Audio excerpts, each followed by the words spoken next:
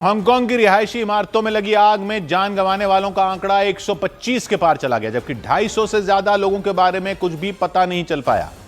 वहां एक ही housing complex की 7 बहुमंजिला इमारतों में भयंकर आग लग गई थी और उस पर काबू पाने में हांगकांग प्रशासन के पसीने छूट गए, क्योंकि हाउसिंग कॉम्प्लेक्स की आग को बुझाने में 24 घंटे से भी ज्यादा वक्त लग गया।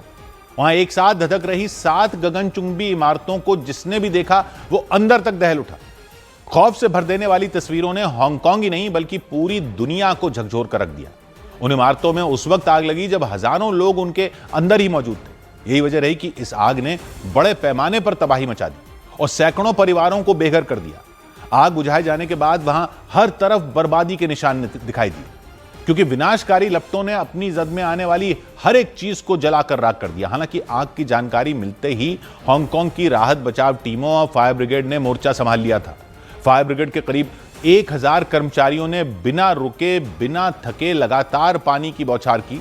उन्होंने अपना पूरा दमखम लगा दिया ताकि आग पर काबू पाया जा सके, लेकिन आग इतनी भयानक थी कि उसे बुझाने में 1 दिन से ज्यादा का समय लग गया।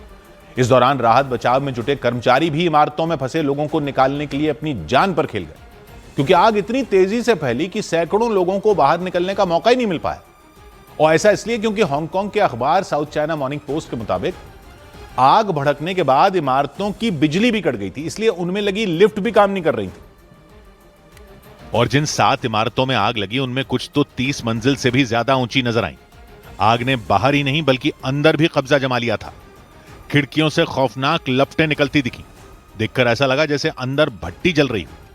इस बीच बिजली कटने से इमारतों में लगी लिफ्टों के बंद होने से भी मुश्किलें बढ़ गई थी, क्योंकि दावा है कि लिफ्ट बंद होने के बाद कुछ लोगों ने सीढ़ियों से निकलने की कोशिश की थी, लेकिन आग और धुएं की वजह से निकल नहीं पाए। हालांकि राहत बचाव टीमें बाद में करीब 900 लोगों को जलती इमारतों से निकालने में सफल हुई, लेकिन आग में झुलसने की वजह से 128 लोगों की जान चली गई, ऐसी खबरें हैं। जल चुकी इमारतों में तलाशी अभियान चलाया गया ताकि अंदर कोई फंसा हो तो उसे निकाला जा सके, क्योंकि आग लगने के बाद उन इमारतों में मौजूद करीब 250 लोगों का क्या हुआ इसका पता ही नहीं चल पाया।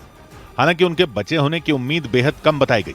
आशंका जताई गई कि आग और जहरीले धुएं की वजह से उन्होंने अंदर ही दम तोड़ दिया। हालांकि उन्हें ढूंढने के लिए राहत बचाव में जुटी टीमें हर इमारत के चप्पे चप्पे को खंगालने में जुट गईं। जिस हाउसिंग कॉम्प्लेक्स में आग लगी उसमें 2000 से ज्यादा अपार्टमेंट थे। उन अपार्टमेंट में 4800 से ज्यादा लोग रह रहे थे, लेकिन उन्हें अंदाजा भी नहीं था कि देखते ही देखते सब कुछ तबाह हो जाएगा। क्योंकि जिन इमारतों में आग लगी उनमें मरम्मत का काम चल रहा था। वो इमारतें करीब 40 साल पहले 1980 के दशक में बनकर तैयार हुई थी, लेकिन मरम्मत के लिए लगाए गए बांस के ढांचे में आग लगने से तबाही मच गई। हांगकांग के अखबार साउथ चाइना मॉर्निंग पोस्ट के मुताबिक 8 इमारतों वाले उस हाउसिंग कॉम्प्लेक्स में सबसे पहले एक इमारत में आग लगी और फिर कुछ ही घंटों में वो 7 इमारतों तक फैल गई। उन इमारतों में टूट फूट की मरम्मत करवाने के लिए उनके बाहरी हिस्सों पर बांस के मचान लगाए गए थे, ठीक उसी तरह जैसे नई बन रही इमारतों के बाहर लोहे के पाइपों का ढांचा लगाया जाता है। मरम्मत के दौरान इमारतों से निकलने वाले मलबे और धूल को रोकने के लिए कपड़े के पर्दे भी लगाए गए थे, लेकिन दावा है कि बांस के ढांचे में जब आग लगी तो वो कपड़े के पर्दों तक फैल गई। और इस बीच तेज हवाओं ने उसे बेकाबू कर दिया। सूखे हुए बांसों का ढांचा जला तो लपटें इमारतों तक पहुंच गईं। और फिर वो आग इतनी तेजी से फैले कि लोगों को संभलने का मौका नहीं मिल पाया। माना जा रहा है कि मरम्मत के काम में लगे सूखे बांस के जलने से ही आग इतनी तेजी से फैली। बताया गया कि हांगकांग में इमारतों को बनाते वक्त बाहरी ढांचे के लिए लोहे के पाइप की बजाय बांस का इस्तेमाल किया जाता है। और ऐसा इसलिए क्योंकि वहां बांस सस्ते में मिल जाते हैं और हल्के होने की वजह से उन्हें आसानी से एक जगह से दूसरी जगह ले जाया जा सकता है। हांगकांग के जिस ताइपो इलाके की इमारतें आग की चपेट में आईं, वहां बड़े पैमाने पर बांस मिलते हैं। इसके अलावा दक्षिणी चीन भी बांस से भरा हुआ है, लेकिन हांगकांग के उस हाउसिंग कॉम्प्लेक्स में बांस का इस्तेमाल किया जाना बर्बादी की वजह बन गया। हालांकि दावा है कि इस तबाही से 1 हफ्ते पहले ही उस हाउसिंग कॉम्प्लेक्स में आग के खतरे को लेकर चेतावनी दे दी गई थी, लेकिन आरोप है कि मरम्मत के काम में जुटी टीम ने उस चेतावनी की अनदेखी कर दी थी। और इसीलिए न सिर्फ वहां भीषण आग लगी बल्कि हाउसिंग कॉम्प्लेक्स की 7 इमारतों की सूरत बिगड़ गई।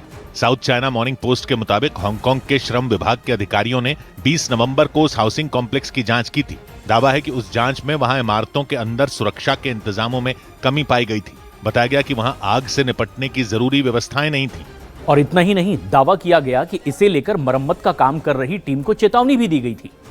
लेकिन आरोप लगा कि उसने श्रम विभाग की चेतावनी पर ध्यान नहीं दिया और इसी के एक हफ्ते बाद वहां आग भड़क गई।